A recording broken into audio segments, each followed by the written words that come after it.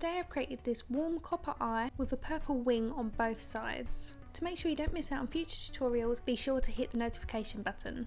So for today's look, I've used the new Urban Decay Naked Heat palette. Just look how beautiful all those 12 new colours are. So I've already done my base makeup. I started off with the Too Faced Hangover Face Replenishing Primer. Then I went in with the Armani Luminous Silk Foundation. And then to add some dimension to the face, I went in with my not so clean Sculpt and Glow palette by Natasha Denona. So the first shade I'm using is a nice deep terracotta shade. It's a matte finish. And on my Real Techniques base shadow brush, I'm taking that all the way across the mobile eyelid, and I'm also going to be feathering that up over the socket line. So this is going to be the area for our initial placement, and then we're going to be blending what's left on the bristles upwards towards the eyebrow. Then I'm going in with my MAC 286 Duo Fibre blending brush, and I'm going to use this to buff over the edges of that eyeshadow to make sure it fades into nothing. That's what's going to give us that really nice seamless blend. Going back to my base shadow brush, I'm reapplying that colour over the same placement area.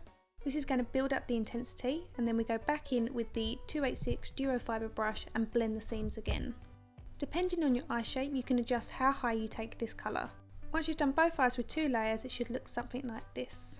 Moving one shade across, we're going to be going slightly deeper with our shades. This is a nice burgundy matte colour. We're going to be tracing our steps by applying this over the mobile eyelid and slightly into the socket. It does mean we're covering up that colour that we've already applied, but if we didn't apply this colour first, then this look would definitely be more burgundy, and we want it to have that nice burnt orange appearance to it. Here I'm going back in with that 286 brush, and I'm feathering the colours together at the seam so you can't see where one starts and where one finishes. And again, once you've finished blending, you want to reapply the colour and then blend again. It's all about building it up until you're happy with the intensity. I'm now going in with a domed blending brush. The bristles on this are a bit more uniformed compared to the Duo Fibre brush. So it means the surface area of the brush is more in contact with the skin than the previous brush. So I'm using this to buff around the very seams of the eyeshadow to make sure it's as seamless as it can be. Going back to the base shadow brush, I've mixed the two colours together and I'm running that underneath the lower lashes all the way across to the very inner corner. You'll see I'm not worried about it blowing out too low underneath the eye because I'm going to go in with concealer later. I'm now taking my Benefit Erase Paste on my MAC 242 brush, and I'm using this to kind of cancel out that middle section of the mobile eyelid. I'm going to be putting a lighter shade here, so it's just a quick way for me to remove the eyeshadow instead of me trying to leave it blank with no eyeshadow on in the first place. I've taken it up to where my eye naturally creases, and I'm using my finger to tap that in at the outer edges so it blends into the eyeshadow that's already on the eyelid. Now don't worry if you remove too much of the eyeshadows because they're easy enough to put back. I'm now going in with a kind of peachy copper shade with a gold pearl shift to it. And using my ring finger, I'm picking up the eyeshadow and pressing it over the concealer. You'll need to keep reapplying it to really build up that shimmer and get that beautiful kind of two-tone reflex to it. Now you don't want to have set your concealer first. The idea is that the eyeshadow is going to stick to the concealer because it's tacky, and in essence the eyeshadow will set it in place. I didn't have any creasing, but it really will depend on your eye shape. On a small flat brush, I'm going in with a burgundy shade through the socket and then softening that with a pencil brush using the terracotta shade. We're not going for a cut crease, so we want to soften the socket line, but we do want to keep it defined so the lid colour stands out. Going back to the base shadow brush and the burgundy colour, I'm reapplying that to the very inner corner of the eye and the outer corner of the mobile eyelid. This helps to create a nice transition between that colour on the mobile eyelid and the outer corners of the eyes. Moving one shade up again, I'm taking this matte finish deep reddish brown shade, which has definitely got a purple hue to it, and using my MAC 226 brush I'm going to create a winged liner. Now I've just dampened my brush to do this, but you can use a setting spray or you can use something like Duraline by Inglot. That way you know it's got more longevity, but this did last fine for me, so I'm building it up by applying 2 layers, and that's going to help to deepen this winged liner. When using an angled liner brush, I always like to start with the wing. The tip of the brush always faces away from my face, so towards the tail of my eyebrow. And then you place it where you want the highest part of your wing to be, and then you pull it back towards the eyelashes. And then I use short little strokes to apply the colour along the rest of the lash line. Using a wiggle motion, I'm going to work that between those lower lashes and keeping it really close to the root. And we're going to do that from the very outer corner going all the way towards the tear duct. Then drop your brush a couple of millimetres under your tear duct and pull it back towards the line you've already created.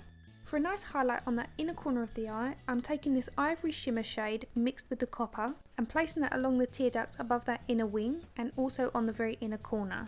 Going back to my pencil shade and that burgundy colour, I'm now going to smoke out that lower lash line. Along the waterline, I'm applying Urban Decay's 24/7 Glide On Eye Pencil in Psychedelic Sister. If you're not a fan of purple, you can definitely apply a black here or even a brown. Both shades would work well with the colours that we've got on the eyes. For mascara, I'm using Lancome's Monsieur Big. I know I've been loving the Maybelline mascara, but this one is now my new favourite. If the Too Faced Better Than Sex mascara and the Charlotte Tilbury Legendary Lashes mascara had a baby, this would be it. And its first cousin would be the Marc Jacobs Velvet Noir mascara. This is amazing. It's kind of a combination of all of them in one mascara. It's got the multi-bristle wand, which I absolutely love, but it really just fluffs your lashes out. I'm probably not the best advocate as I'm making such a mess, but it is easy to tidy up. I don't want to completely disguise my natural lashes. Instead, I'm just going to enhance them with some individual clusters, and I'm only going to take these just about halfway across. These are best applied with tweezers, and you don't need to wait for the glue to go tacky like you do when you're using strip lashes.